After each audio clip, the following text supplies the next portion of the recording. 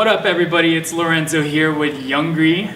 We're out here right now actually in South by Southwest, and we have over here Mr. Fiorini from Consulado. He runs this company called Consulado, and it's a production company, and they make some really awesome stuff. So thank you so much for coming on the show today. Thank you for having me. Yeah, so how's your South by Southwest so far?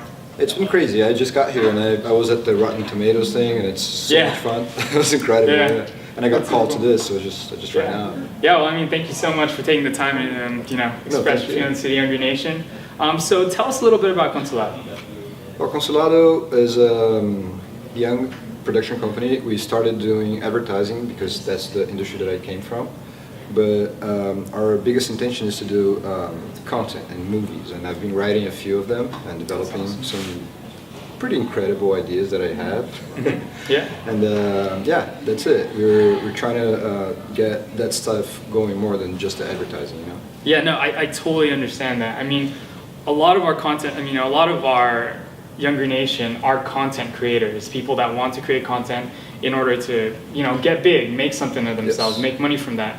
I guess, what would you say would be your one piece of advice for those guys starting off like that?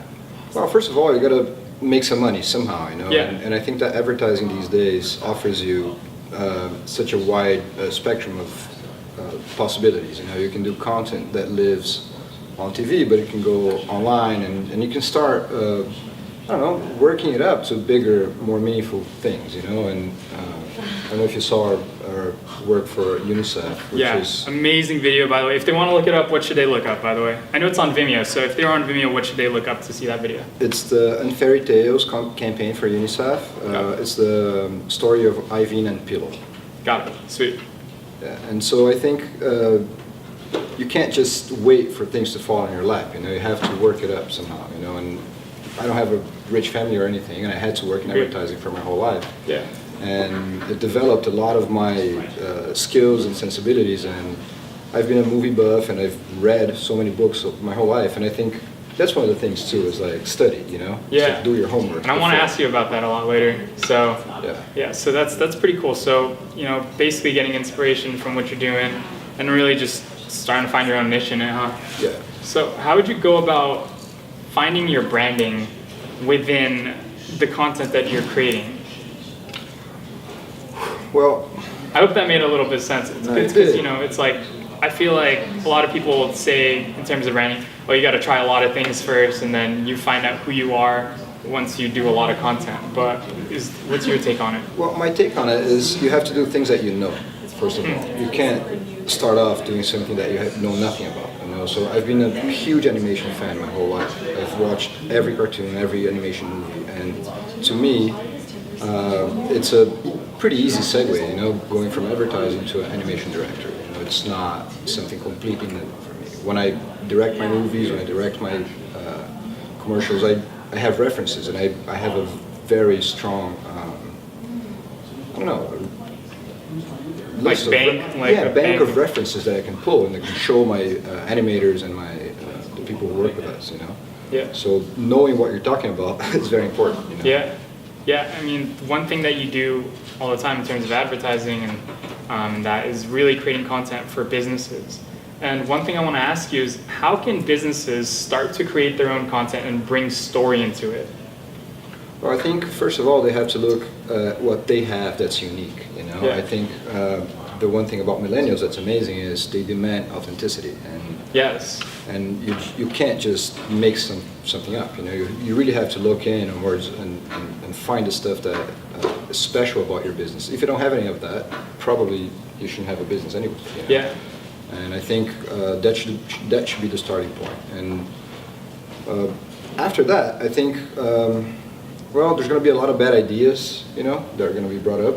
Yeah. Everybody's going to do that, and you have to be really diligent and very smart about what ideas you push forward, because you can't just push anything forward and expect it to be good, It has to be very, very, very special, because it demands a lot of work, and money and everything. Exactly. So when you get it, you want to make sure it's good already. Exactly. Yeah. Let's say someone were to start their own advertising company or a production company from scratch. They've worked in an ad agency, they've worked in, they've done a little storytelling, writing some scripts and a lot of copy. let's say they're starting from scratch from there, and they want to go where you are right now. What would be the main steps that they have to take to get there? Like, what did your roadblock look like so people can, it'll be easier for them? Well, I think one of the things is finding the right partners, because it's very difficult to do things on your own. Yeah. And that's one of the things that I see. A lot of people have the author kind of mindset where they want to own everything, and that's not right. I think you have to find people who share your vision, who can improve your vision and bring their vision into play as well. And hopefully you're going to find more people like that, and things are going to grow, because it's about growth. Definitely. If you want to do everything by yourself, it's going to be harder to make it happen, And I think after that, I think you have to have a strong vision and trust it and really fight for it. Sometimes with your partners, sometimes you lose it, sometimes you win it, but you So really, first step is find good partners if you want to go about it, like pretty good. if you want it to grow, yeah. Yeah, I heard this African proverb where it's like, to go fast, go alone, to go far, go together. Exactly, yes. Yeah, so I feel, so the first part is finding good partners. Second part is creating a really strong vision that everyone believes in. Yes. Great, so now how do we do it into the tangibles? Now where do we go for that? Well, you've got to find clients, Yeah. Clients who are willing to pay you for what you do. And so that, in my case, comes from having a previous experience, What if this person has no previous experience but has pretty good work? I say find smaller clients who are willing to invest in you. The bigger clients are going to really require previous experience. But you can still find people who need that kind of work and can't afford the more expensive production companies or advertising agencies, Yeah. And so those are going to probably be a very good bet. Like, look at your neighborhood stores and people who really need that kind of work, because social media nowadays offers you that platform, You can do something for a friend's business or your parents' business or whatever it is, and it can find an audience online. If it's good, it'll flow, Yeah, so I guess ask around. You literally go to your direct contact, like the people you hang out with the most, and literally just ask from your friends list and your family, huh? And for people to give you opportunities to show your work, and they will. There's a lot of people who need good work, Yeah.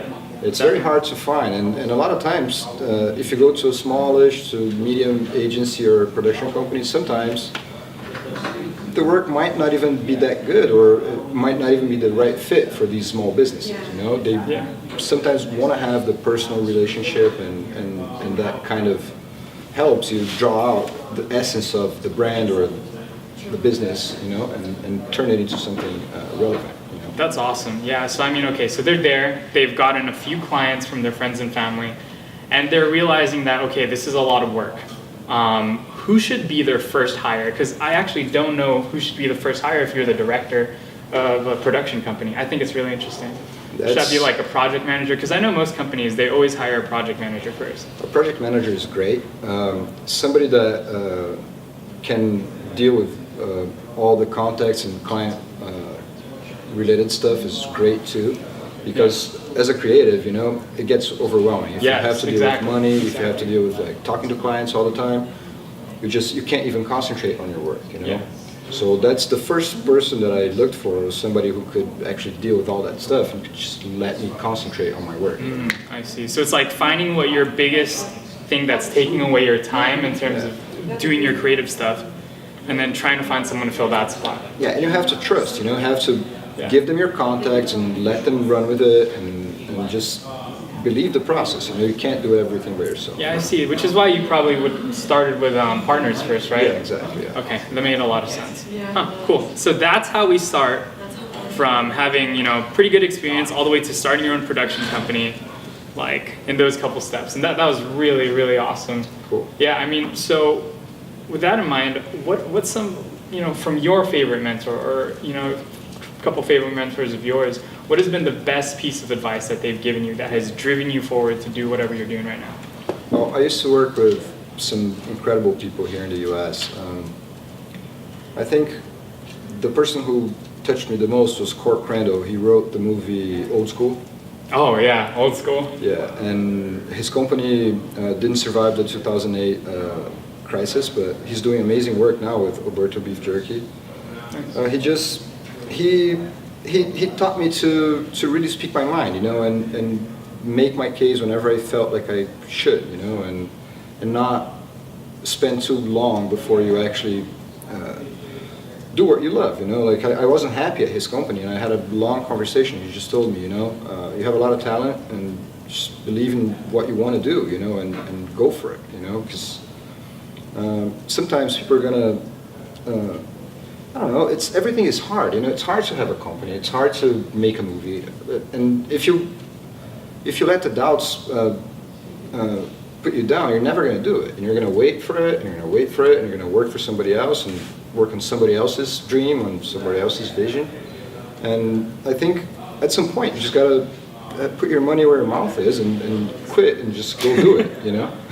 Yeah, that was the best advice, you know. That makes sense. Huh, that's really interesting. Let's say you have a small business. They have no funds, but they have an iPhone, and they have their mission statement. How would you go about creating a story for them, right? So what would be the first thing that they would have to do in order to be like, hey, we want to create this advertisement or a little campaign for us, but we really want to incorporate a good story around our name? What would be the first step they would have to take in order to pursue that? Well, therapy, you know, you have to look inwards, and you have to really know yourself really well. I think before you start anything, you have to do a lot of homework. You have to think and study very hard, and really be very critical with yourself, you know, and get to the marrow of things, and really boil things down to something that's special and that's meaningful about your company, and something that would make people gravitate towards that story that you're telling, you know. And once you have that, once you do that homework, you sit down and write, and you look at things that were done in that same genre or area, and try to do something original, you know. Try not to, sometimes we don't mean to copy something, but we have so many references flying around that we do something that's kind of similar to what's been done before, you know. So I think that preparation is key, you know. You really have to prepare yourself. That's interesting. That's awesome. So I'd like to say the three main questions that all Youngry listeners love to always ask. And one is, what is your favorite book? Or if they were to read one book this year, what would that book be? In terms of creativity, business, anything, what would that one book be? Look, I like some really heady books. I love Dostoevsky, you know. I love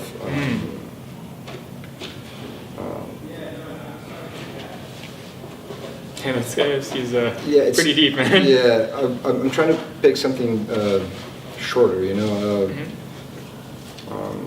Let me see. I read Siddhartha.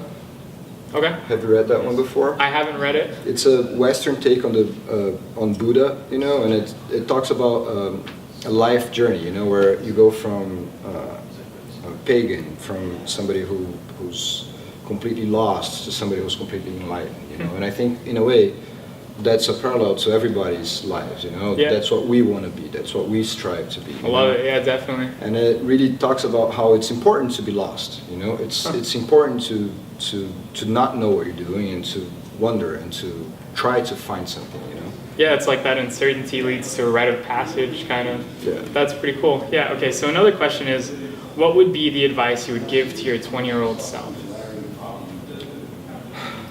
Just relax, you know. Things don't have to be that hard, you know. Sometimes when we're young, everything seems so difficult, you know.